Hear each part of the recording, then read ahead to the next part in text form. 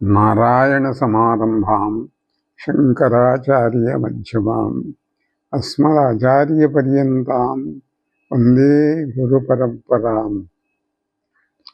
పద్మశ్రీ పురస్కారాన్ని పొందిన బ్రహ్మశ్రీ మాడుగుల నాగఫణి శర్మ అపూర్వమైనటువంటి ప్రజ్ఞతో, అత్యద్భుతమైనటువంటి వాగ్ధారతో, మధురమైనటువంటి వాక్కుతో, భాషణతో ప్రజాహృదయాలను రంజింపజేసినటువంటి వ్యక్తి.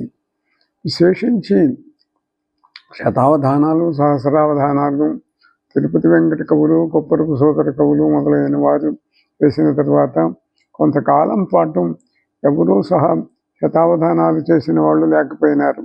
అటువంటి సమయంలో శతావధానాలు, సహస్రావధానాలు మళ్ళీ కూడా మొదలైనవి చాలామంది చేయటం జరిగింది. అందులో మొదటి సహస్రావధానం చేసినటువంటి వ్యక్తి మాడుగుల నాగఫణి శర్మ గారు. చాలా అపూర్వంగా 1000 మంది పృచ్ఛకులు పూర్తిగా ఉండేటట్లుగా అవధానం చేసి కీర్తిని పొందారు. మరొక ప్రధానమైన అంశం ఏమిటి అంటే, ఇతడి కార్యక్రమాలలో ఎంతోమంది ప్రముఖులు, రాజకీయ నాయకులు, కవులు, పండితులు, అన్ని వివిధ వర్గాలకు చెందినటువంటి వారు పాల్గొనటం ఓ ప్రత్యేకత. ఆ రోజుల్లో ప్రధానమంత్రి కూడా పృచ్ఛకులలో పాల్గొన్నారు అనేటువంటిది. ఇటువంటి వాళ్ళందరూ కూడా, ప్రముఖులందరూ కూడాను అవధానంలో పాల్గొనటం వల్ల ఆయనకు కీర్తి మరింతగా పెరిగింది. ఈ లోకంలో కీర్తి ఎట్లాంటిది అంటే అది చాలా విచిత్రమైనటువంటిది. ఎవరికి ఎందుకు ఎంత కీర్తి వస్తుందో చెప్పలేం. అదొక మహాయోగం. ఆ మహాయోగం పట్టినటువంటి వ్యక్తి నాగఫణి శర్మ గారు.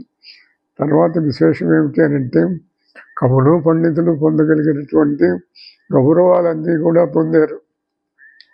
తిరుపతి వెంకట కవులు చెబుతారు, ఏనుగునెక్కినాము, ధరణీంద్రులు మ్రొక్కగనెక్కినాము, సన్మానములందినాము, బహుమానములను గ్రహించినారము, యవ్వానిని లెక్క పెట్టక అనివారణ దిగ్విజయంబు చేసి ప్రజ్ఞానిధులంచు పెరుగని నారము నివలనన్ సరస్వతి అన్నారు.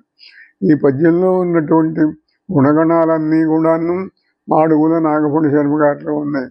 అవధానం చేయటం మాత్రమే కాక చాలా జాగ్రత్తగా ఆత్మవిశ్వాసంతో ఉండేటువంటి వ్యక్తి ఆయన. యవ్వానిని లెక్క పెట్టక జీవితాన్ని గడుపుతూ ఉన్నటువంటి వ్యక్తి. అటువంటి అసాధారణమైనటువంటి ప్రజ్ఞా పాఠవం కలిగిన నాగఫణి శర్మ గారితో కొన్ని దశాబ్దాలుగా నాకు ఆత్మీయమైనటువంటి అనుబంధం ఉన్నది. అటువంటి వారికి నాడు 50 సంవత్సరాలు అవధాన యాత్ర చేసి, దాంట్లో అంటే సువర్ణోత్సవం అన్నమాట. 25 ఏళ్ళు అయితే రజతోత్సవం అంటారు, 50 ఏళ్ళు అయితే సువర్ణోత్సవం అని అంటారు. అలాంటి స్వర్ణోత్సవం చేసుకుంటున్నటువంటి నాగఫణి శర్మలో విశేషం ఏమిటి అంటే, చాలా మధురంగా, మంజులంగా, మనోహరంగా మాట్లాడగలిగినటువంటి ప్రజ్ఞా ప్రాభవం కలిగినటువంటి వ్యక్తి. అటువంటి వాగ్వైదుష్యము, వాంగ్మాధుర్యము కలిగినటువంటి విశేష కీర్తి విలసితమైనటువంటి ప్రజ్ఞా ప్రభావం కలిగినటువంటి నాగఫణి శర్మకు జరుగుతూ ఉన్నటువంటి ఈ ఉత్సవాలు మరింత విజయవంతం కావాలని, ఆయన వల్ల ఆంధ్ర సారస్వతానికి మరింత సేవ జరగాలని ఆశీర్వదిస్తున్నాను. శుభమస్తు. నారాయణ నారాయణ. దర్శనం